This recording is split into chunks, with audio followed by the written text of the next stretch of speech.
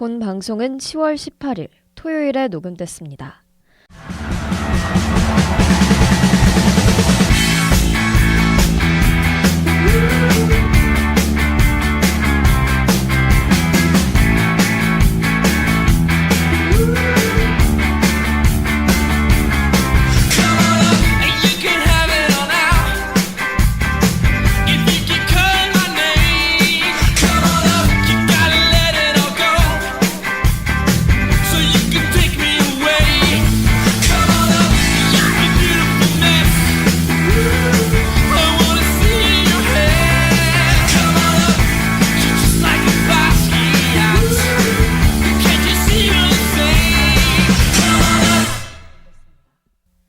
야구에 대한 자유로운 수다 야자수 665화 2부 시작합니다. 안녕하세요. 진행을 맡은 호스트 김서진입니다. 저번 방송에 이어서 이번에도 2025 MLB 포스트 시즌 탈락팀들에 대한 얘기 이어나가 볼 텐데요. 이번엔 내셔널리그 팀들 얘기해 보겠습니다. 오늘 방송 서종민 PD님, 전희재님, 진정현님과 함께합니다. 안녕하세요. 안녕하세요. 네, 지난 방송과 이어지는 주제다 보니까요. 저번 방송을 아직 듣지 못하신 분들은 듣고 와주셔도 좋을 것 같습니다. 그럼 바로 시작해 볼까요? 네. 저희가 한 팀씩 다뤄보기 전에 내셔널리그 포스트 시즌은 각자 좀 예측하셨던 대로 흘러가고 있나요? 어떠신가요? 일단은 신시내티 다저스가 생각보다 너무 싱겁게 끝나버렸고요. 그리고 이제 컵스 샌디에이고가 꽤나 저력을 보여줄 거라고 생각을 했는데 샌디에이고도 너무 쉽게 떨어져 버렸고, 저는 필리스가 무조건 1차전을 잡고 2차전에 루자르도가 털릴 거라고 생각을 했거든요. 근데 1차전을 졌죠. 네. 이거 자체가 저는 되게 큰 이변이라고 생각을 합니다. 네, 말씀해 주셨는데 와일드카드는 저는 좀 솔직히 예상 범주 안에 있었다고 생각해요. 왜냐하면 다저스 올라가는 건 누가 봐도 당연했고, 컵스 같은 경우에는 그 샌디에이고랑 좀 호각이라고 생각을 했던 부분이, 분명 샌디에이고 타선이 컵스보다 훨씬 이제 많이 부족한 면이 있고, 반대로 이제 투수 뎁스 측면에서는 샌디에이고가 훨씬 앞서기 때문에 뭐 누가 이겨도 이상하지 않다 주의였는데, 샌디에이고가 역시나 너무나 타선이 좀 많이 부진한 끝에 이제 패배를 하고 컵스가 진출하게 되었고요. 여기 같은 경우에는 3차전에 이제 다르비슈가 1이닝밖에 못 던진 게 좀 많이 뼈아팠던 것 같고, 미러키 컵스가 만난 그 디비전 시리즈 같은 경우에는 저는 미러키가 그냥 압승할 거라고 생각했어요. 근데 컵스가 패패승승을 하면서 갑자기 이제 좀 분위기가 좀 묘해졌었죠. 근데 설마 업셋이 일어나나 싶었지만 결국에 이제 뭐 투수진, 그리고 특히나 이제 불펜 뎁스 쪽에 좀 퀄리티 차이가 이 시리즈의 그 향방을 좀 결정지으면서 5차전 끝에 미러키가 간신히 챔피언십 시리즈에 진출을 하게 되었고요. 다저스 필리스 같은 경우에도 저도 필리스의 약간 근소 우위라고 생각을 했어요. 왜냐하면 어쨌든 다저스 같은 경우에 분명히 불안 요소가 좀 적지 않았다라고 생각을 했는데, 어떻게 좀 혈투를 펼친 끝에 이제 다저스가 필리스를 잡고 진출하게 되었죠. 뭐 다 비슷하게 갔던 것 같아요. 근데 뭐 굳이 하나 꼽자면은 컵스가 디비전에서 생각보다 잘했다. 딱 그 정도. 그리고 저는 필리스보다는 다저스가 조금은 가능성이 있지 않을까 싶었는데, 그럼에도 불구하고 지는 과정이나 결말이 좀 지나치게 허무해서 좀 필리스 팬들 입장에서는 좀 아픈 게 아니라 화가 날 것 같더라고요. 결말이 이렇게 지면 안 되는 경기들이 너무 많았는데 정말 그 방식대로만 지더라고요. 그래서 그 부분이 좀 많이 의외다? 그 정도 제외하면은 결과는 다 뭐 나올 만한 결과였던 것 같습니다. 오늘까지. 그러니까 화날 부분이 되게 많았는데 그 결말 그 사건 하나로 다 까먹은 것 같아요. 다들 허탈해가지고 그냥. 그러니까 그 사건 이후로. 네, 오히려 화가 나는 게 아니라 사람이 어이없으면 그냥 화도 안 난다라는 표현 쓰잖아요. 거의 대부분 주변의 필리스 팬들이 좀 그런 분위기인 것 같더라고요. 그래서 좀 많이 저도 뭐 필리스를 제가 응원하거나 그런 건 아니지만 솔직히 다저스가 올라가는 것보다는 필리스가 올라가는 게 제 입장에서 그냥 제 전지적 제 입장에서는 좀 더 재밌어가지고 필리스를 응원하긴 했는데 좀 많이 안타깝게 된 것 같습니다. 네, 그럼 저희가 팀 얘기로 바로 넘어가 보도록 하겠습니다.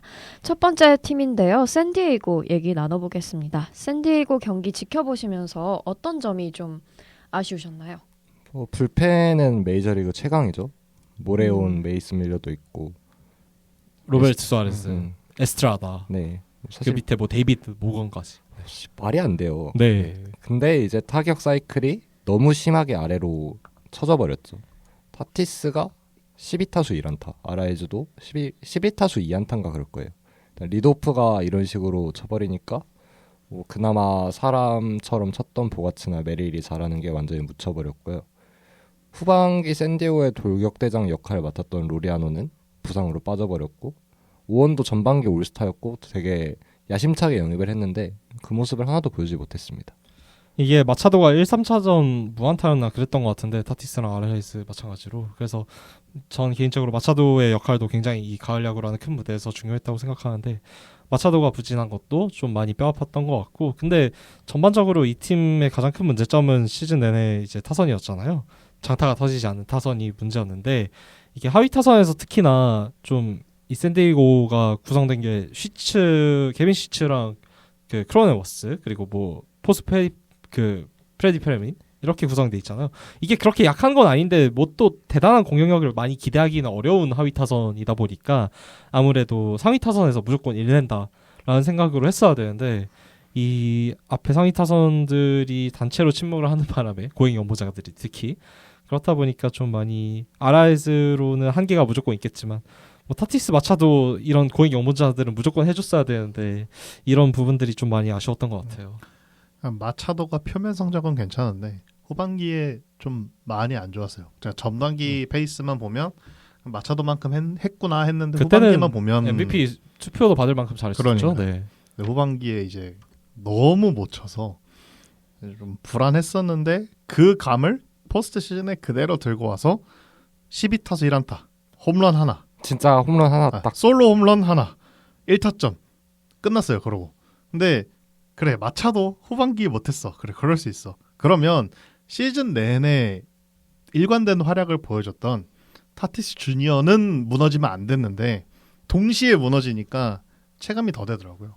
그러니까 뭐 모레온이나 밀러나 뭐 다른 불펜 투수들 던지는 거 보면 못 칠 것 같아요. 그러니까 밀러 컵스와의 시리즈에서 던지는 거 보면은 못 쳐요. 그거 못 치죠. 104마일씩 104마일 포심을 막 던져대는데 못 쳐요. 근데 그럼 뭐해? 타선이 1점 내고 일을 안 해요.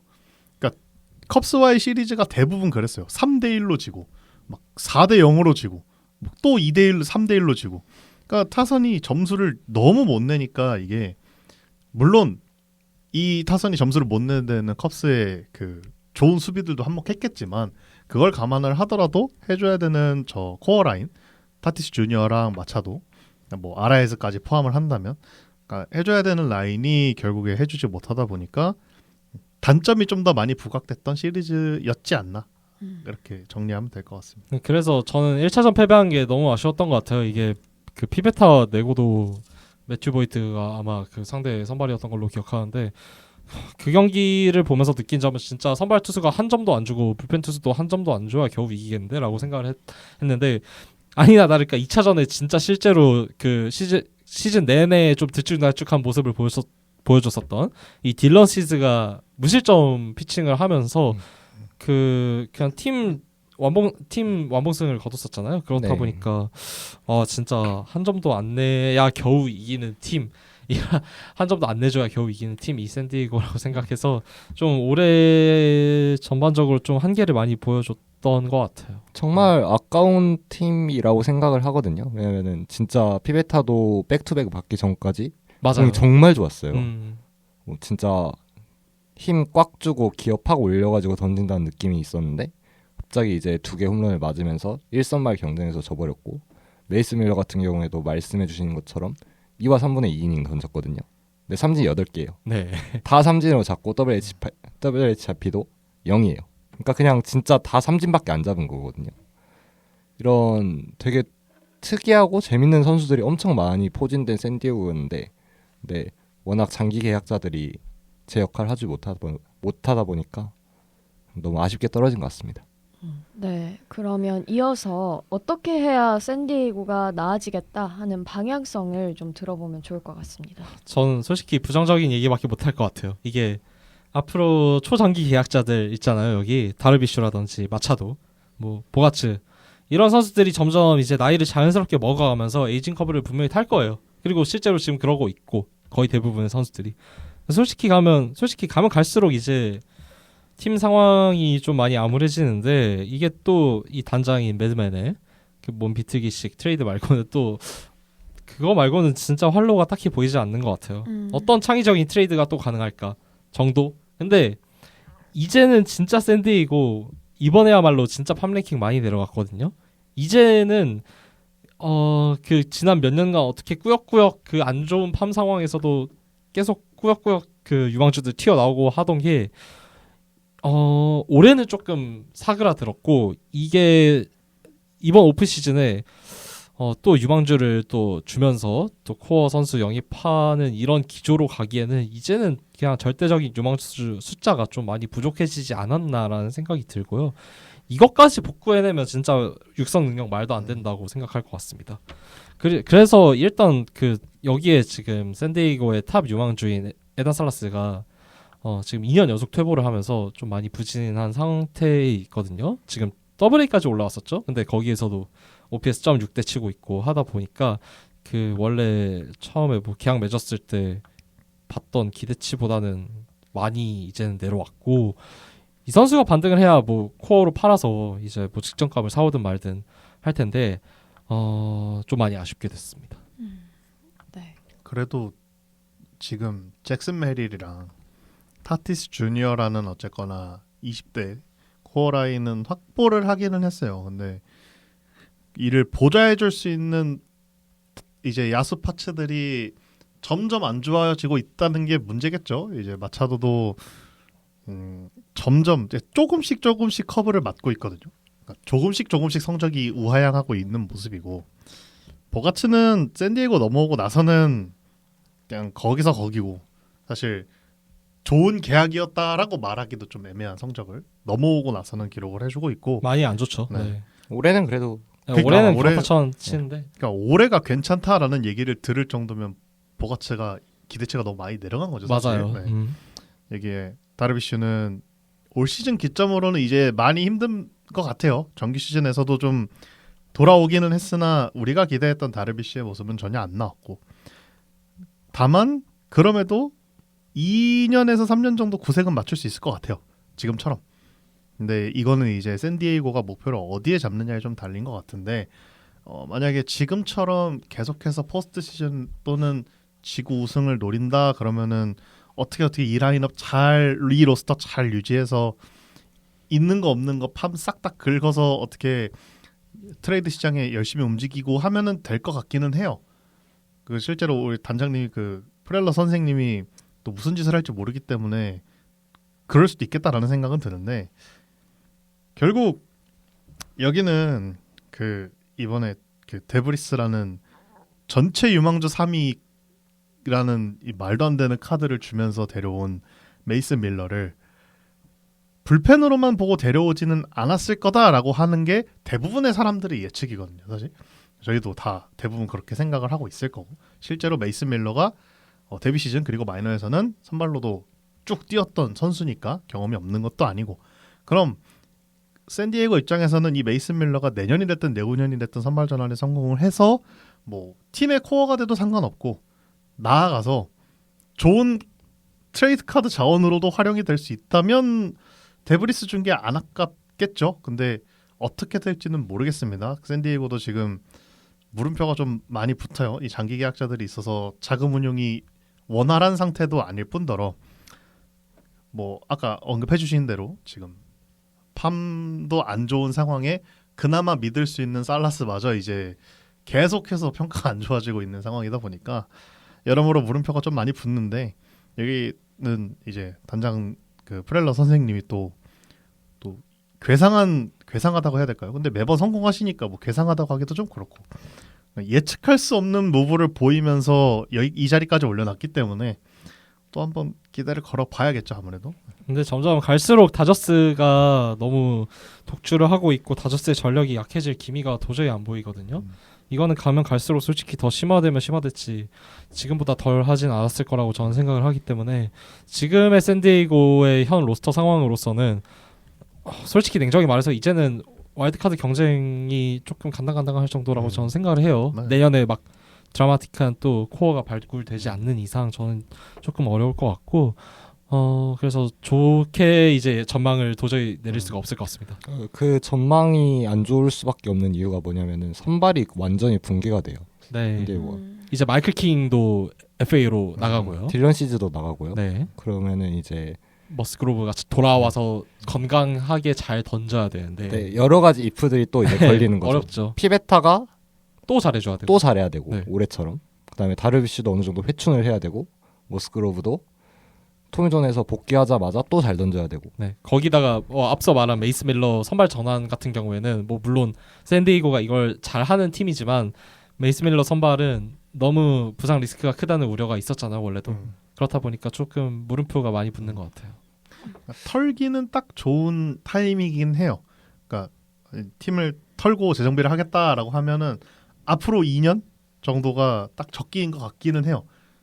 근데 과연 할지는 모르겠어요. 근데 전 이거 못할 것 같아요. 마차도랑 보가치 계약 보면 그러니까 이거 어떻게 털어요? 누가 말이 사? 안 돼. 말이 안 누가 돼. 사요 이거를? 이거 절대 못합니다. 사고 싶어도 살 수 없는 팀들이 더 많을 거예요.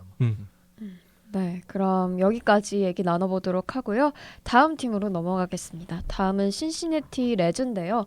신시내티 레즈 경기 지켜보시면서 좀 어떠셨나요? 와일드카드에서 하필 만나도 다저스를 만나가지고 음. 이게 다저스라는 팀이 여기서 붙을 줄은 시시네티도 몰랐겠죠. 그래서 와일드카드 올라간 것만으로 성공한 시즌이라고 봐야 되고요. 역시나 이 시리즈의 이변은 없었고 두 팀의 체급 차이가 워낙에 컸습니다. 그래도 저는 1차전 같은 경우에 선발이 헌터 그린이다 보니까 이게 그래도 어떻게 비등비등하게 경기가 갈 줄 알았는데 이게 웬걸. 그린이 3이닝 5실점 강판하면서 다소 경기가 좀 많이 싱겁게 끝나더라고요. 그래서 2차전도 여지없이 이제 잭 리텔이었나요? 선발이? 네. 그러다 보니까 좀 허무하게 졌고 그럼에도 불구하고 올해 이 신시내티의 전망은 좀 봤을 때 젊은 선수들이 성장을 많이 해주면서 내년에도 기대를 해봄직하다라고 좀 평가를 내릴 수 있을 것 같아요. 사실 다저스가 아니었어도 이번에 포스트 시즌에 진출한 모든 팀들 가운데 체급이 가장 떨어지는 팀이거든요.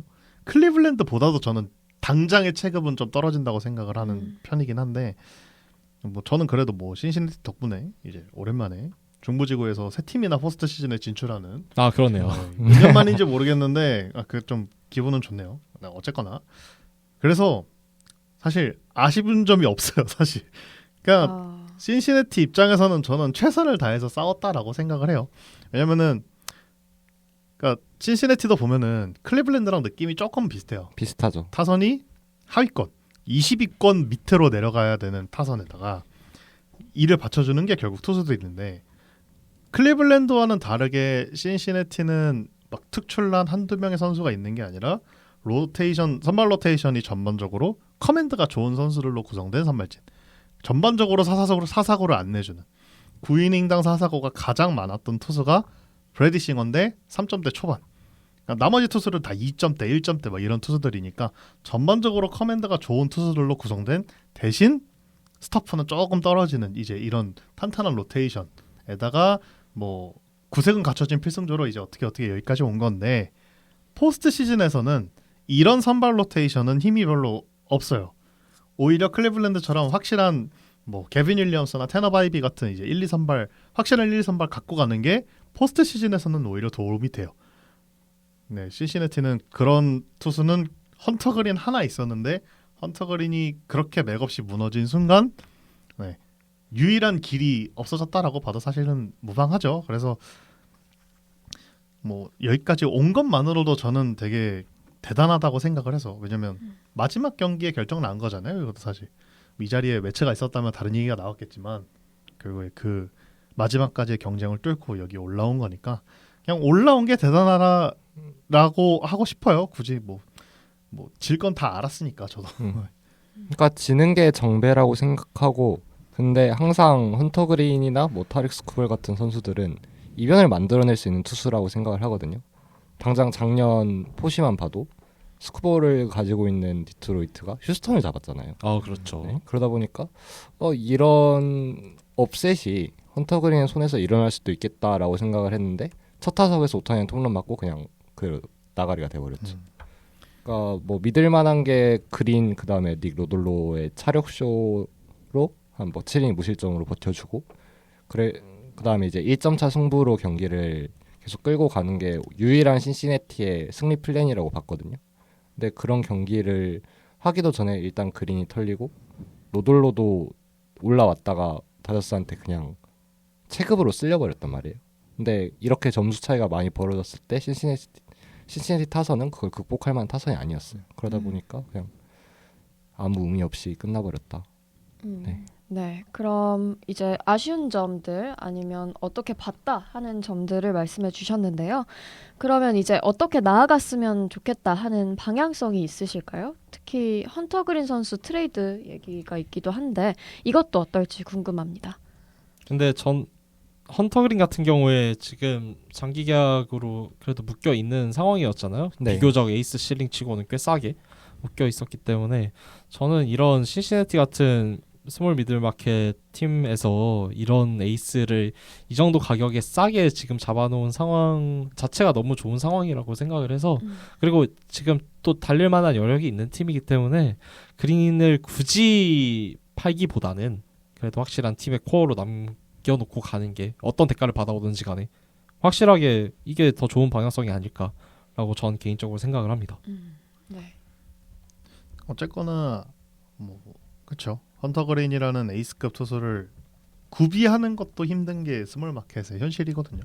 구비하는 것도 힘들고 오래 보유하고 있는 것도 힘든 게 스몰 마켓의 현실인데 어쨌거나 잘 묶어뒀기 때문에 뭐 건강만 받쳐준다면 뭐 이제 기량이야 의심을 안 해도 될 것 같아요. 확실히. 네, 맞아요.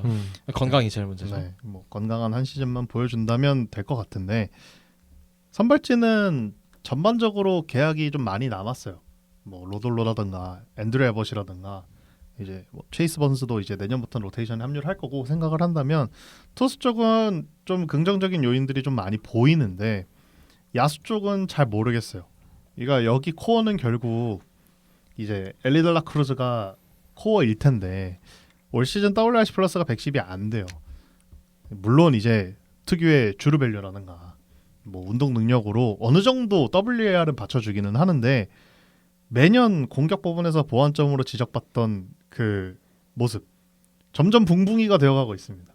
그러니까 원래도 특유의 신체 능력으로 이제 이런 걸 극복을 해왔던 선수인데 조금씩 한계를 노출하고 있는 게 아닌가라는 생각은 좀 들어요. 그냥 전형적인 야구 잘하는 게 아니고 운동 잘하는 선수가 되어가고 있다라는 느낌이 조금씩 들어서 여전히 좋은 선수일 것 같기는 해요. 워낙에 가지고 있는 능력이 탁월하다 보니까 앞으로 그냥 이대로 가도 매년 WR 한 4에서 3에서 4 그냥 수비주를 밸류만 해줘도 한 3에서 4 높으면 5까지도 해줄 수 있는 선수일 것 같기는 한데 우리가 이 선수한테 수비주를 밸류만 보자고 막 데뷔 시즌에 막 그렇게 열광하고 그랬던 건 아니잖아요. 네. 네, 그렇기 때문에 공격 부분에서 확실하게 보완을 해줘야 하고 이거는 신시내티 입장에서도 꽤나 큰 숙제일 겁니다. 왜냐면은 지금 당장 엘리 델라 크루저가 부진하다 했는데 팀에서 가장 잘 치는 타자가 엘리 델라 크루저였어요. 이 밑에는 그러니까 팀 로스터 전반적으로 WRC 플러스 110이 넘는 타자가 없었어요. 그러니까 시즌 내내. 그나마 트레이드에서 데려온 안두아만 이제 신시내티 합류한 그 기간에 좀 잘 쳐줬지. 나머지 타자들은 시즌 내내 100 초반 아니면 90 중반. 그러니까 그 정도 수준의 타자들만 다 모여 있거든요. 물론 나이가 젊다는 점은 이제 좀 그래도 희망적인 요인이긴 한데 그럼에도 저 코어인 엘리 델라 크루저가 좀 살아나줘야 되는 건 사실이긴 합니다. 코어가 조금 애매하다는 느낌은 항상 가지고 있는 것 같아요. 일단 엘리 델라 크루즈 자체도 어떻게 보면 이제 탑 코어 유망주 같은 느낌은 이제 뭐 없거든요. 사실 건어 앤더슨이나 AL만 봐더라도 바빌트 주니어라든지 이런 선수들보다 약간 한 차원 아래의 선수 같은 느낌이 좀 있고 그렇다면 이제 투수력이 강하니까 뭐 헌터 그린을 차라리 팔고 진짜 그거에 걸맞는 한 뭐 WRC 플러스 140 정도 치는 선수들을 데려온다. 이것도 저는 꽤나 괜찮은 생각이라고 생각하는데, 근데 그거는 헌터 그린의 역할을 일단 체이스 번즈가 어느 정도 채워줘야 된다. 아 무조건이죠. 네. 그거를 염두에 둔다면은 뭐 사실 저는 헌터 그린을 팔아도 괜찮은 판단이라 생각을 하거든요. 근데 그만한 유망주를 던질 수 있는 팀이 뭐 보스턴 말고는 전 전무하다고 생각해서. 보스턴 매츠 그렇죠. 네. 이 정도 네. 만약에 간다면. 근데 매츠도 지금 투수 유망주가 좀 풍족한 편이지 신시내티가 원하는 야수 유망주를 줄 수 있을지는 잘 모르겠어요. 네 맞아요. 네. 그래서 신시내티 지금 야수진 같은 경우에 원래 이제 3년 전까지만 해도 여기가 볼티모어 다음으로 제일 이제 희망차 보인다라는 얘기가 많았을 정도로 양적으로도 좋고 질적으로도 좋은 유망주들이 많았었는데 야수 쪽에서. 근데 뭐 대표적으로 크리스티안 엔카나시오 스트랜드라든지 뭐 맨 맥클레인. 네, 맥클레인이라든지 이런 선수들이 워낙에 부진하다 보니까 지금 코어가 제대로 안 갖춰진 타선이 됐는데, 내년에 이 선수들 플러스 노엘비 마르테 플러스 살 스튜어트, 스펜서 스티어 이 정도가 싹 다 반등을 해줘야 그래도 좀 리그에서 경쟁력이 생기는 팀이 되지 않을까 생각이 드는데, 지금 신시내티 타선들이 전반적으로 플레이 디스플레인이 좋다고 보기는 좀 어려운, 그리고 컨택에서 특히나 좀 문제를 드러내는 부분이 많았었잖아요, 시즌 전반적으로. 그래서 이런 방향성을 좀 팀이 잘 수립을 해줄 필요성이 있다라고 생각을 합니다. 그러니까 원래 그런 신시내티에서 컨택롤을 맡던 선수가 프리들이거든요. 네. TJ 프리들이 그나마 그 중에서는 컨택이 가장 좋은 선수였는데 프리들마저도 올해는 좀 별로였어요. 평년 대비. 그래서 여러모로 좀 타선에서 힘들었다. 22건 바깥이었으니까요. 가을 야구 간 게 기적이지 않나. 어떻게 보면. 네. 그럼 시시내티 레즈 얘긴 여기서 마무리하고요. 다음은 필라델피아 얘기로 넘어가 보겠습니다. 이 팀은 좀 어떤 부분이 아쉬우셨나요? 여기는 아쉬운 게 너무 많죠. 아쉬운 게 한 트럭이라. 그죠? 일단 불펜 문제가 제일 심각했죠. 로버트슨 영입만으로는 해결하기에는 사실 알바라도가 포스트 시즌에서 이탈한다는 게 너무 컸고, 그다음에 크리스토퍼 산체스 같은 경우에도 항상 한 2실점, 3실점, 4실점을 하더라도 7이닝은 항상 어느 정도 책임져 주는 선수였는데 7이닝을 책임져 주지 못하다 보니까 결국에 이제 스트람이나 커커링 같은 필승조들, 즉 이제 듀란까지 가는데 어떻게 연결을 해줄 선수들이 바로 올라오지 못하고 뭐 뱅크스나 로버슨 같은 선수들이 나와야 되는데 이 부분이 너무나 잘 드러났던 것 같습니다. 그러니까 필리스가 시즌 내내 불펜으로 고생을 좀 했잖아요. 뭐 알바라도는 징계로 중간에 한번 못 나오기도 했고, 그러니까 그런 징계를 받았기 때문에 포스트 시즌에 출전할 수 없었던 게 이제 너무나 뼈아팠고, 그나마 트레이드에서 듀란을 너무나 잘 데려와서 포스트 시즌까지 잘 써먹었던 게 어떻게 그래도 필리스를 좀 고평가할 수 있었던 이유이지 않았나 싶었는데, 결국 여기 필승조 트리오 커커링, 스트람, 듀란 이 셋이 이제 비중이 꽤나 높을 것으로 예상이 됐고 실제로 많은 경기에 출전을 했어요. 이닝도 좀 많이 먹었어요.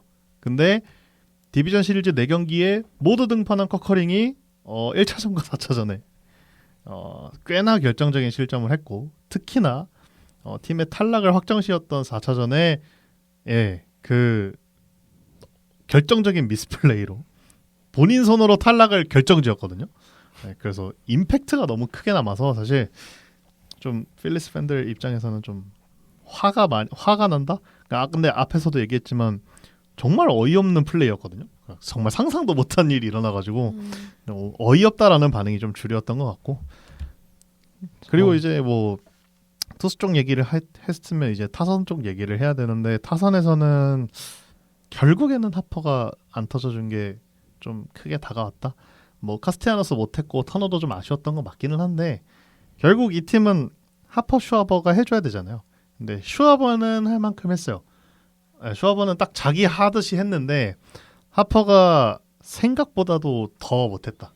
그러니까 포스트 시즌에 하퍼였기 때문에, 그러니까 몇 년 전에 이제 챔피언십 시리즈에서 보여준 퍼포먼스를 기억하시는 분들이라면 또 하퍼가 포스트 시즌에서 이렇게 못하는 게 좀 어색하실 수도 있는데, 이번 시리즈는 좀 예외였고 오히려 후반기에 합류해서 후반기 내내 잘했던 해리슨 베이더가 부상만 없었으면 좀 시리즈가 달랐을 것 같아요. 그러니까 부상 있어가지고 계속 대타로만 나오고 수비가 안 되니까 네. 빠지고 그랬는데 해리슨 베이더가 제일 잘 쳤어요. 대타로 나올 때마다 제일 무섭더라고요. 그래서 오히려 베이더 부상이 없었다면이라는 이프를 좀 돌리게 되는 되게 기존의 코어들이 너무 부진하다 보니까 이런 얘기까지 생각하게 되는 아이러니한 시리즈였지 않나 라고 생각합니다. 네, 네. 말씀해주신 대로 불펜이 제일 아쉬웠던 부분 중에 하나는 맞는데 저는 타선이 이 정도로 일 못하면 져야 된다 생각해요. 이게 3차전 제외하고 전부 다 아쉬웠던 타선이었잖아요. 분명히 빅찬스도 많았는데 그거를 좀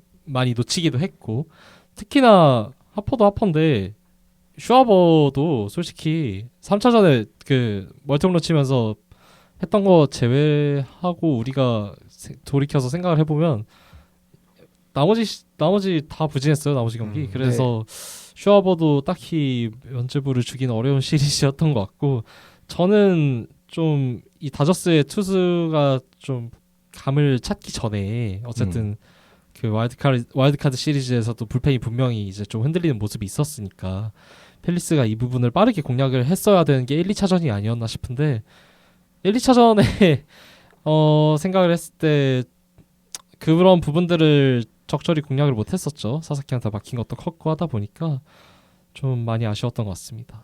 전반적으로 그래서 이 기억에 남는 거는 결국에 1차전에 스트라움 올렸을 때 그 테오스카한테 3런 맞고 역전패한 거 그리고 4차전에 이 커커링이 결정적인 그 끝내기 실책을 범하면서 시리즈가 끝났던 거를 제외하고 보더라도 저는 불펜한테만 시선을 볼 게 아니라 이거는 전반적으로 타선이 너무 못했다라고 좀 생각을 합니다. 그러니까 타선도 사실 할 말이 많은 게 슈어버는 원래 항상 디비전 시리즈에서 그렇게 했어요. 항상 챔피언십 시리즈부터 이제 홈런을 치기 시작했고 디비전 시리즈에서 항상 침묵하던 선수였고 트레이 터너도 솔직히 할 말은 많은 게 원래 포스트 시즌에서 못하는 선수였어요. 그건 맞습니다. 그러다 보니까 뭐 사실 타선도 타선인데 저는 일단은 가장 큰 문제점 혹은 이제 필리스 팬들이 아쉬워할 점이라면은 양키스는 슈리틀러가 나타났고 뭐 토론토는 예시비지가 나타났으면은 필리스는 페인터가 나타났어야 된다고 생각을 하거든요. 일단은 워낙 하입을 많이 받던 유망주였고 24시즌 올 시즌 초반에도 일단은 올라오거나 최소한 이제 포스트 시즌에서 불펜으로는 뛸 것 같다. 그 얘기를 되게 많이 들었단 말이에요. 그러면은 이 자리에 만약에 로버슨 대신에 페인터가 들어왔으면은 좀 다르지 않았을까라는 생각을 좀 하거든요.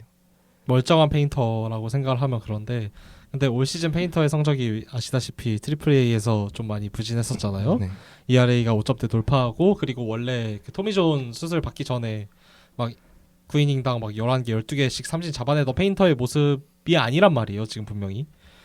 그 탈삼진 능력도 많이 줄어든 모습을 보여줬고 스토프는 멀쩡한데 근데 문제는 지금 페인터가 그 본인의 그 패스트볼 활용 능력이 좀 이상한 방향으로 지금 흘러가고 있어서 자꾸 로우존에 던질러 하고 막 중구난방으로 자꾸 이 타자꾼이 형성이 되고 하다 보니까 좀 많이 헤매고 있어서 올해 이런 모습으로 가을 야구에 합류를 했어도 이런 모습이라면 솔직히 활약하기는 어려웠을 거라고 생각을 하고요. 근데 조민님께서 말씀해주신 거는 이제 멀쩡한 모습에 우리가 아는 그 기대를 받던 그 모습의 페인터였으면 조금 결과가 달랐을 거다라고 말씀하신 거니까 저도 네. 그 부분에 있어서는 동의합니다. 작년 AFL에서 가장 인상 깊게 봤던 선수가 페인터였거든요. 아 맞아요. 근데 올해 무조건 올라와서 어느 정도의 역할을 보여줄 거라 생각을 했는데 그냥 1년 동안 너무 안 좋았죠, 페인터가. 네, 그럼 저희가 아쉬웠던 점은 여기까지 얘기하고요. 마찬가지로 방향성 얘기를 해볼 텐데 특히 주요 선수들이 FA 시장에 많이 나갈 걸로 보여서 FA 이야기를 빼놓을 수 없죠. 어떻게 하면 좋을까요? 일단 제큘러 계약도 얼마 안 남았습니다. 이제 27년이 마지막인데 근데 제큘러는 계약 둘째치고 이제 나이가 35세예요. 올해로 계약 기간이 끝나면 37세라는 얘기고 에런 놀라는 기량으로 좀 많이 안 좋아졌고 팀의 야수 로스터 전반적인 야수 로스터의 평균 연령은 이미 30대 초중반이에요. 그러니까 트레이 터너, 뭐 카스테야노스, 하퍼, 리얼무토, 슈아버 다 30대 초반 내지는 중반을 향해 달려가고 있는 선수들이에요. 그러다 보니까 올해 그리고 작년이 앞으로 있을 한 5년 중에 최고점의 가능성이 제일 높아요. 네, 그래서 필리스가 어떤 선택을 할지는 궁금하기는 한데 개인적인 생각으로는 필러 계약이 끝나는 27년까지는 그래도 어떻게든 달려보려고 할 것 같기는 해요. 네, 딱 필러 계약이 끝나는 시점에 맞춰서 필리스도 이제 재정비에 들어가지 않을까 싶은데 그런 의미에서 슈와버는 무조건 잡을 것 같아요. 일단 뭐 다른 선수로 대체할 수 있는 선수는 아니에요. 일단 슈와버는 그냥 풀타임 지명 타자로 뛰면서 우리가 지명 타자로 바라는 가장 이상적인 형태의 성적이거든요. 네, 공격만 하면 저 정도는 해줘야지라는 성적을 딱 보여주고 있는 건데 그러면 잡아야죠. 나이 상관없이. 그러니까 저런 이상한 성적을 이제 2년째 하고 있으면 이제 그냥 믿어야 된다고 생각을 하고 네, 그래서 슈와버는 잡아야 할 거고 잡아야 하고 리얼무토는 사실 잘 모르겠는데 이제는 공수 다 평범해졌거든요. 공격은 특히 이제 그냥 평범한 포수 수준이 됐고 수비 지표는 그 도루저지 제외하고는 계속 하락세예요. 올해는 이제 그냥 하위권, 그냥 뭐 블로킹이라든가 프레이밍이라든가 그냥 전반적으로 리그 하위권에 머물러 있는 포수다라고 생각을 하면 계약을 안 해도 무방하기는 한데 지금 FA 시장이나 트레이드 시장에서 포수 매물 자체가 귀해요. 네, 언제나 귀한 게 포수 매물이기도 하고 당장 리얼무터만한 포수를 구할 수 있냐라고 하면 거기서도 물음표가 좀 많이 붙어서 여기도 마찬가지로 필러 계약이 끝나는 한 1년 내지는 2년 정도 동행을 이어가는 게 가장 합리적일 것 같아요. 그래서 필리스 같은 경우에는 이 로스터를 26년, 27년까지 끌고 가는 게 가장 1순위 목표이지 않을까. 네, 그러면 여전히 가을 야구까지는 바라볼 수 있는 팀이니까 충분히. 네. 오히려 필리스는 버리는 게 제일 중요하고 잘 해야 된다고 생각을 하는데요.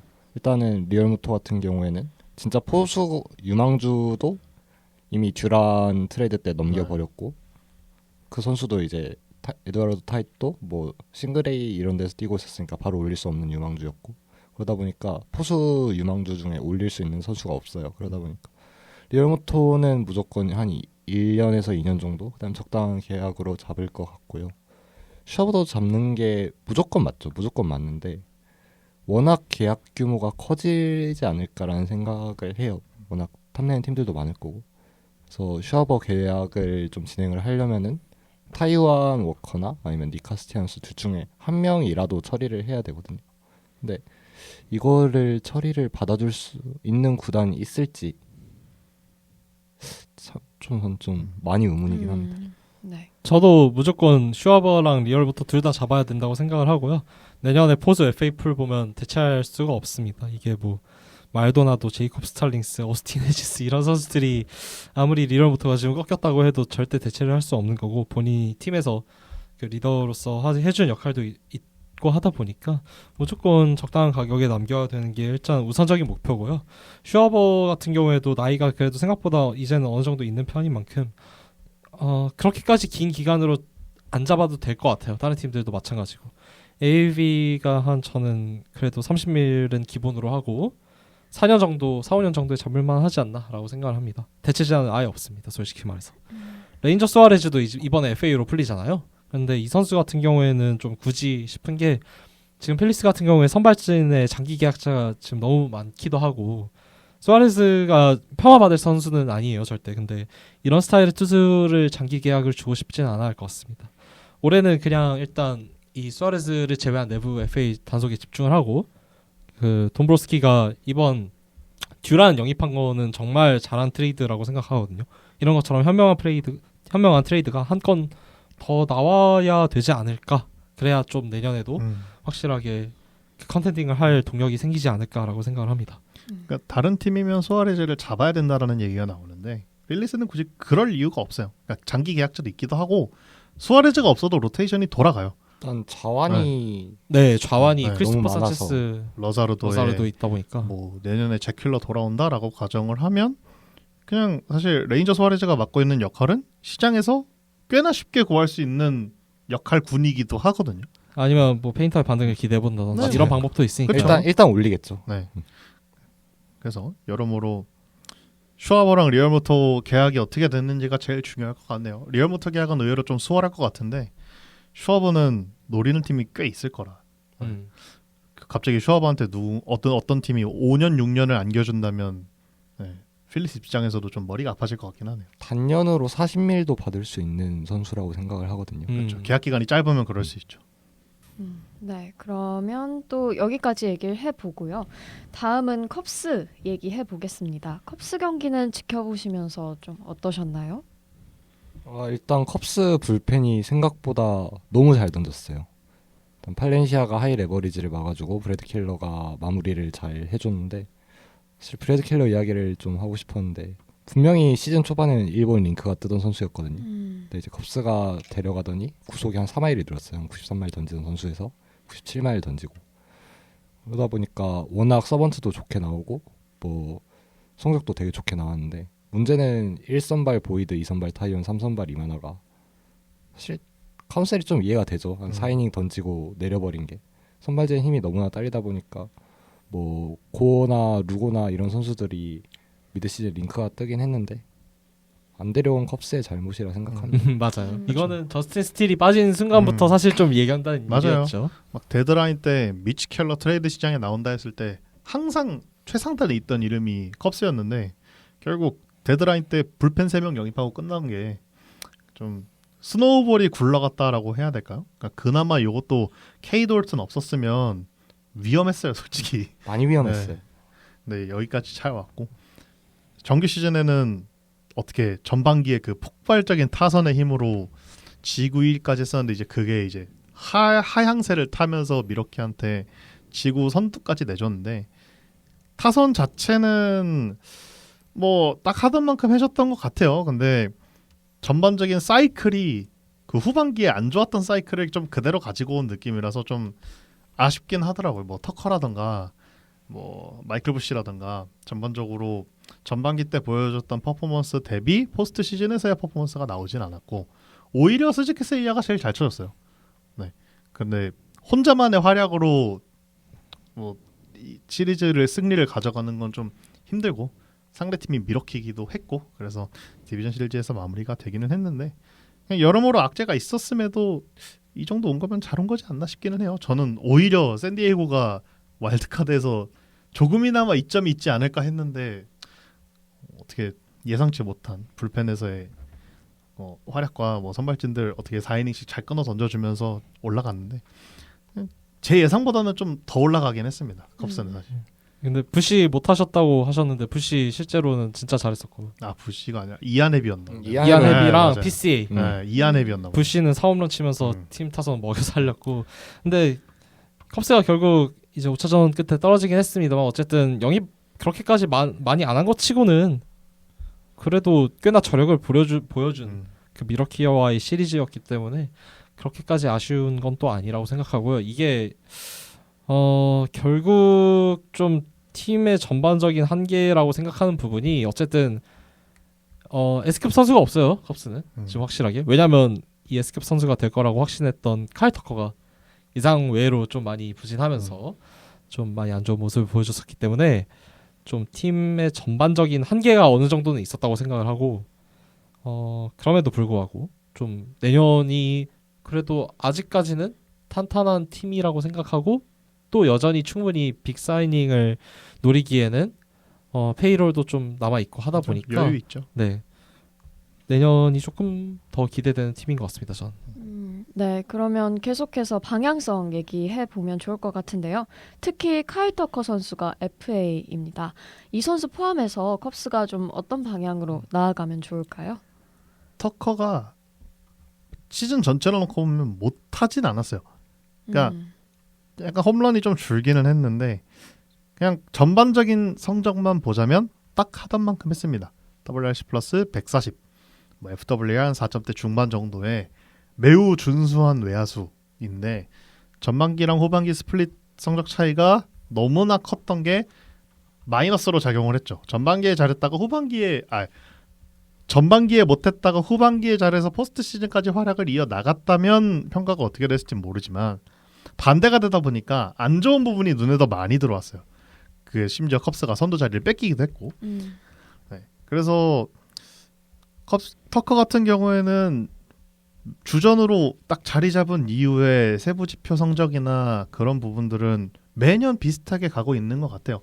WR 한 4에서 5 정도 뽑아줄 수 있는 매우 준수한 코너웨어 자원이라고 생각을 하면 가격은 어느 정도 정해진 것 같기는 한데 이번 FA 시장에 터커 나이대 야수가 없기도 하고요, 거의. 그리고 외야수 자체가 많이 없어요. 네, 외야수가 없어요. 그러니까 터커 뒤에 바로 벨린저 그리샴이 붙어 나와야 되거든요. 그러면 터커의 가격이 생각보다도 더 많이 올라갈 것 같기는 합니다.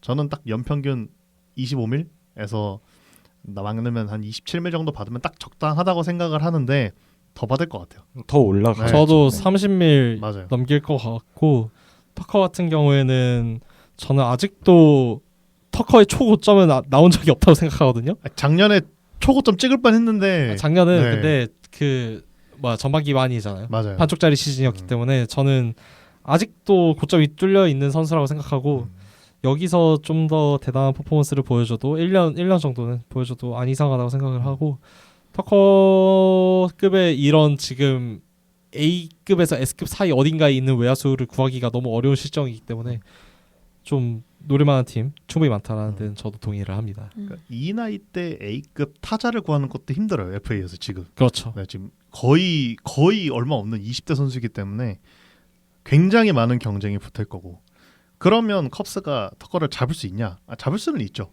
컵스가 돈을 안 쓰는 팀도 아니고 돈이 없는 팀도 아니고 페이롤이 꽉 차 있는 팀도 아니니까 쓰려면 쓰겠는데 잡을까는 잘 모르겠어요.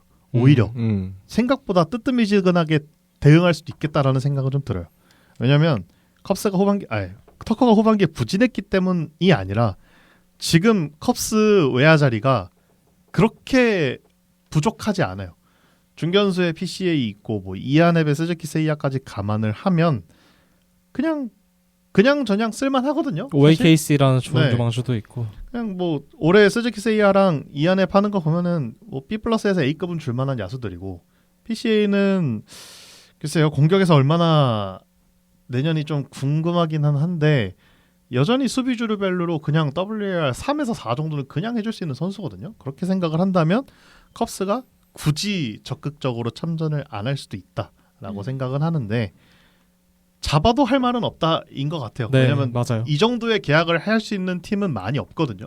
그리고 그 많이 없는 팀에 컵스도 항상 들어가 있기 때문에 컵스랑 계약을 한다고 해도 오케이고 컵스는 안 한다고 해도 저는 그래 그럴 수 있지 정도로 넘길 수 있을 것 같습니다. 아무래도. 그러니까 컵스 입장에서는 1순위가 아니에요. 터커는. 왜냐면 만약에 터커를 영입한다 하면은 작년과 비슷한 스탠스로 가지 않을까 싶거든요. 벨린저를 보내고 터커를 영입했듯이 터커를 안 치려면은 결국 세이야를 내보내든지 일단 이안앱은 프랜차이즈 스타니까요. 그리고 이제 또 ONKC 같은 외야 유망주들도 정리를 해야 되는데 굳이 그런 출혈까지 감당하면서 칼 터커를 잡아야 되냐에 대해서 의문이 좀 크거든요. 왜냐면 벨린저가 칼 터커보다 올해 팬그래프 승리 기여가 더 높습니다. 네. 그게 제일 큰 문제죠. 아무튼 이런 점들을 생각하면은 칼 터커가 1순위가 아니어야 하는데 근데 또 막상 보내자니 캠 스미스라든지 이삭 파라데스가 아른아른 거릴 거예요. 네, 트레이드로 넘기기 때문에. 네. 컵스 입장에서는 저는 무조건 칼 터커를 잡은 입장에서 미드 시즌에 확실하게 보강을 했어야 된다고 생각을 하는데 뭐 아쉽게 됐죠. 진짜 미드 시즌을 확실하게 보내지 않은 대가라고 생각합니다. 네, 또 지켜보면 좋을 것 같고요. 마지막으로 저희가 미러키 살펴보겠습니다. 미러키는 좀 보시면서 어떠셨나요? 지금 오늘 기점으로 예. 네, 오늘 오타니의 역대급 야구 역사에 남을 만한 경기가 나오면서 미러키가 4대0으로 이제 탈락을 하게 된 시점에서 저희가 얘기를 하는 겁니다. 그렇죠. 네. 네. 뭐 오타니 얘기야 뭐 언젠가 또 하겠죠. 뭐 오타니 얘기는 메이저리그 방송하면은 안 나오는 때가 없어요. 그러니까요. 잘하는 선수는 얘기할 게 없다고 그러는데 자꾸 얘기가 나와. 신기한 선수인데 어쨌거나 지금은 미러키 얘기니까 꽤나 무기력하게 다저스한테는 밀렸어요. 저는 체급에서 좀 밀렸다고 생각을 하긴 하는데 미러키 타선이 전반적으로 컨택에 강점이 있는 선수들 그리고 기동력이 굉장히 좋은 선수들 여기에 그래도 장타를 쳐줄 수 있는 요원들은 갖추고 있는 상태. 옐리치의 이제 윌리엄 컨트레라스의 추리오까지 그래도 장타를 쳐줄 수 있는 요원들은 갖춰놓은 상태에 굉장히 탄탄한 타선. 그러니까 아까 앞에서 신시내티 타선이 WRC 플러스 109에서 90 언저리 때 노는 타선이라면 미러키의 타선은 WRC 플러스 125에서 110에 노는 타선이에요. 1번부터 9번까지가 다. 그러니까 매우 탄탄한 타선인데 문제는 CS 내내 안타가 안 나왔어요. 맞아요. 뭐 장타고 뭐고 출루가 안 되고 안타가 안 나왔어요. 이게 결국에는 다저스 선발 투수진에 완벽히 막혔다.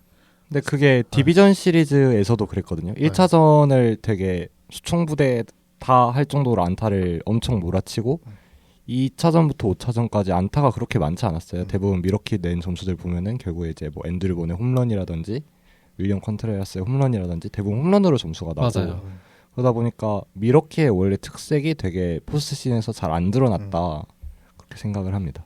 그러니까 저런 유형의 로스터는 결국에는 상대 팀의 투수의 퀄리티가 조금만 높아지면은 되게 약점으로 다가올 수 있는 로스터기는 해요. 그래서 뭐 디비전 시리즈에서는 상대 팀이 컵스였고 그래도 투수진에서 공략할 부분이 조금은 보이던 투수진이었기 때문에 승리를 가져가기는 했는데 챔피언십 시리즈에 딱 오니까 1차전에 스넬이 8이닝을 무실점으로 맞고 가더니 2차전엔 야마모토가 완투를 하고 3차전엔 글래스노우가 거의 퀄리티 스타트를 하더니 4차전에는 오타니가 6이닝 무실점을 하고 갔어요. 그냥 선발 투수진이 다 합쳐서 무슨 30이닝씩 던지고 들어가는데 미러키 입장에서는 뭐 할 수 있는 게 없이 그냥 끝나버렸어요. 뭐 다저스가 점수를 극단적으로 많이 낸 시리즈도 아니었거든요. 이 시리즈는. 왜냐면 미러키도 충분히 좋은 불펜진 또 이번 챔피언십 시리즈에서는 미시오로스키 던지는 거 보면은 매우 잘 막아줬고 그런 거 보면은 막을만은 했는데 그냥 점수가 지나치게 안 나더라고요. 그렇기 때문에 미러키 입장에서는 1차전에 그 튜랭의 그 못 맞는 공 피하는 그 무빙이 네. 너무너무 아쉽게 느껴졌을 것 같기는 해요. 다만 개인적으로는 그 경기 잡았어도 시리즈 결과는 변화가 없었을 것 같기는 합니다. 다만 이렇게 압도적으로 밀리진 않았을 것 같아요. 1차전 잡았으면. 미러키 진짜 아쉽죠. 그 투랑의 못 맞는 거 피한 그거 거는 피하고 진짜 역사에 남을 만한 장면이라고 생각을 하고요. 다음 공 스윙한 공이 너무 터무니없는 네. 공에 스윙을 해버려서 게임데이 보면 너무 재밌어요. 거기서- 사고 오구가. 네, 멘탈 나간 것 같아요. 거기서 네. 제가 봤을 때. 근데 이 미러키가 저는 잘못을 한 게 아니라 저는 지금 다저스 선발진의 그 최근 퍼포먼스는 뭐 어느 팀 타선이 와도 솔직히 막힐 것 같아요. 지금 너무 이스넬, 야마모토, 오타니 또 누구 있죠? 글래스노우. 이 선수들의 고점이 그냥 연달아 터지는 바람에 어쩔 수 없는 시리즈였다고 생각을 하고요. 전반적으로 좀 그래서 장기적인 이 전망을 놓고 봤을 때 미러키 같은 경우에는 그래도 어느 정도 타선이 젊은 코어들로 유지가 되어 있고 뭐 튜랑이라든지 콘트레라스라든지 잭슨 추리오라든지 이런 모두 젊은 선수들로 포진이 되어 있고 거기에 투수 육성 능력이 워낙에 이 팀이 좋잖아요. 지금 올해 좀 좋았던 모습을 보여줬던 선수들이 뭐 부상으로 좀 이탈하기도 했었고 그런 구간도 있었는데 어떻게 선발 땜빵으로 진짜 잘 배운 것 같아요. 그런 모습들을 보면서 역시 미러키 투수는 뭐 누가 나간다고 해서 걱정할 게 딱히 아니다라는 생각이 들었고 그래서 좀 많이 아쉬웠던 것 같아요. 솔직히 이 정도로까지 무기력하게 패배하면 안 됐었는데 그래도 엄연히 메이저리그 승률 1위를 찍었던 팀이다 보니까 다저스가 언더독은 아니긴 하지만 어쨌든 미러키가 그 정도로까지 일방적으로 밀릴 시리즈는 아니었던 것 같은데 좀 많이 아쉬움이 남는 것 같습니다. 그래서 이게 시드만 보면 업셋인데 그 누구도 업셋이라고 생각하지 않아요. 그렇죠. 그 누구도 이게 어떻게 업셋이에요? 업셋이라고 생각하지 않아. 그래 졌구나. 페이로를 봐야죠. 페이로. 질만했네. 상대팀은 사치세 내면서 야구하는데 그럴 수 있다고 생각합니다. 미러키 입장에서도. 네, 그러면 앞으로 어떻게 나아가면 좋을지 방향성 말씀해 주시면 좋을 것 같습니다. 근데 말씀해 주신 대로 이미 팀 빌딩은 어느 정도 돼 있어요. 완벽해요. 자, 사실. 전반적인 틀은 이미 다 갖춰진 상태예요. 그러니까 당장 내년이나 내후년, 그러니까 2년 안에 FA에 걸리는 선수가 프레디 페라타 말고는 없어요. 나머지 야수 로스터, 야수진을 구성하고 있는 선수들도 앞으로 2년, 3년은 무조건 유지될 수 있는 로스터. 근데 미러키 야수 로스터 특성상 컨택의 강점이 있는 로스터 특성상 저점은 높을 거예요. 고점은 보장을 못해도 저점은 보장이 돼 있는 선수들이기 때문에 앞으로도 이 탄탄한 전력을 그대로 유지할 가능성이 높아요. 미러키가 원래 투수는 잘 만지는 팀이니까 누구 한들 빠진다고 그렇게 흔들릴 것 같지는 않아요. 그리고 타선 고점은 어쨌든 추리오 더 성장하고 콘트라스도 반등할 여지가 많이 남아있고 결정적으로 이 팀 야수 유망주들 퀄리티가 지금 요즘 너무 높은 평가를 받고 있잖아요. 뭐 예를 들어서 걔 누구야 헤스스 메이드라든지 쿠파 프라시라든지 뭐 이런 등등의 선수들이 너무 좋은 모습을 마이너에서 보여주고 있기 때문에 야수 쪽 육성도 지금 완벽하거든요. 특히나 또 올해 앤드류 본 영입하면서 갑자기 앤드류 본을 살려서 쓰지를 않나 이런 모습을 보면서 이 팀의 육성은 이제는 투수뿐만이 아니라 야수 투수 안 가리고 그냥 잘하는 팀이 됐구나라고 싶어서 딱히 걱정이 안 될 것 같아요. 미러키 합류하고 WRC 플러스가 200이 넘어가요. 앤드류 본이 도대체 무슨 짓을 한 건지 모를 정도로 육성을 말도 안 되게 잘하는데 그래서 앞으로 큰 걱정은 없을 것 같아요. 그냥 관전 포인트라고 하면은 미시로스키가 로테이션에 합류해서 어느 정도의 모습을 보여줄 수 있을 거냐 정도. 그다음에 우드러프 언제까지 쓸 수 있을 거냐 정도. 우드러프 오래 하는 거 보니까 예전에 그 모습이 살짝씩 보이더라고요. 구속은 많이 내려갔지만 그렇죠. 네. 그럼에도 구속이 내려가도 95마일, 96마일씩 던지네. 예전에 너무 구속이 빨랐어가지고 여전히 스타프 좋은 투수라서 좀 앞으로 2, 3년은 그냥 걱정이 없을 것 같아요. 뭐 미러키라는 팀이 돈을 많이 쓰는 팀은 아니라서 FA 시장에 막 적극적이진 않을 것 같은데 그럼에도 당장에 나갈 큰 지출이 없다 보니까 뭐 한두 군데 뭐 부족해 보이는 요소가 있다면 그냥 파츠 하나씩 심어주는 정도? 당장에 홈런 파워가 부족하다 싶으면은 그냥 진짜 홈런 파워만 있는 뭐 플래툰 타자 하나 영입해서 쏠쏠하게 쓴다든지 뭐 그런 식으로도 알론소 형. 알론소를 플래툰으로 쓰는 팀은 그것도 좀 문제 있는 팀 아니에요, 근데? 어쨌거나 그 정도의 딱 한두 군데 파츠 정도 보강하면은 이 팀은 앞으로 2년은 걱정 없을 것 같습니다.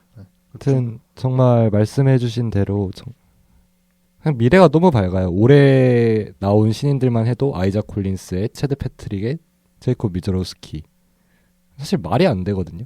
유망주가 없는 것도 아니고 새로운 선수들도 많이 나왔고 이런 미러키나 혹은 이제 AL에선 템파베이 같은 지속 가능한 강팀은 사실 스몰 마켓들 다 이런 팀을 만들고자 해요.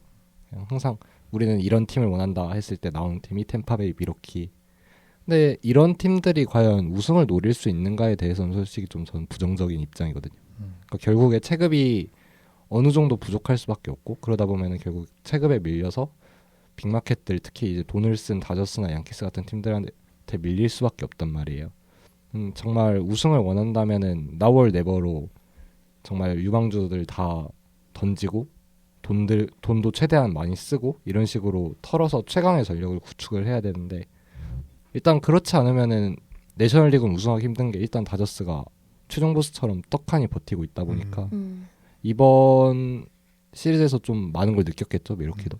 그러다 보니까 정말 우승에 도전을 한다면 조금 이런 선수들을 팔고 뭐 최강의 전력을 구축해서 도전을 하거나 혹은 그냥 지속 가능한 강팀을 유지할 수도 있을 것 같습니다. 저도 이번 시리즈 보면서 딱 그렇게 느낀 게 원래 옛날에는 그래도 스몰마켓 팀들이 이렇게 종종 업셋을 좀 잡아내는 그런 성과가 있었는데 요즘 가면 갈수록 이런 모습을 보기 너무 어렵겠다라는 생각이 드는 게 이게 빅마켓 구단들이 그냥 단순히 이제 돈 많이 써서 좋은 선수들 영입하는 게 문제가 아니라 디벨롭먼트 측면에서도 오히려 빅마켓 팀들이 더 앞서 나가는 경향이 있고 여기에도 관심을 많이 보이다 보니까 그렇다고 뭐 좀 이전에 뭐 템파베이의 뭐 오프너 전략이라든지 이런 좀 신박한 전략으로 변주를 주기에도 그거는 이제 다저스 같은 빅마켓들이 더 잘하는 것 같아요. 그래서 스몰마켓 구단들이 옛날에 비해서 앞서 나갈 수 있는 부분이 정말 없어진 게 아닌가라는 생각이 들어서 옛날만큼의 그런 업셋을 더 이상 보기가 어렵겠구나라고 좀 생각이 들었습니다. 이번 시리즈 보면서. 원래 돈이 많으면 멍청해야 되는데 요즘은 돈이 많은데 똑똑해지고 있어요. 맞아요. 팀들이. 음. 그러면 돈 없고 똑똑한 팀들은 살아남을 수가 없어요. 그래서 그래서 보통 이런 스몰마켓 팀들은 전략도 전략이지만 타이밍이 너무나 중요하다. 맞아요. 그러니까 꼭 아까운데 하다가 한 10년 날려요. 그래서 언젠가 한 번은 던져야 될 때 확실하게 던져야 된다 말씀해 주신 대로. 타저스가 언젠가 약해질 때. 네, 언젠가? 사실 올해가 적기였는데 이게 하필 후반기 가을 야구에 이렇게 강해질 줄 누가 알았겠어요. 그러니까요. 네, 좋습니다. 그럼 저희가 미러키까지 아메리칸 리그와 내셔널 리그까지 모두 살펴봤는데요. 앞으로 진행될 경기들도 저희 야자수와 함께 지켜봐 주시길 부탁드리면서 오늘 방송은 여기서 마무리하겠습니다. 다음 방송에서 뵙겠습니다. 야구에 대한 자유로운 수다, 야자수.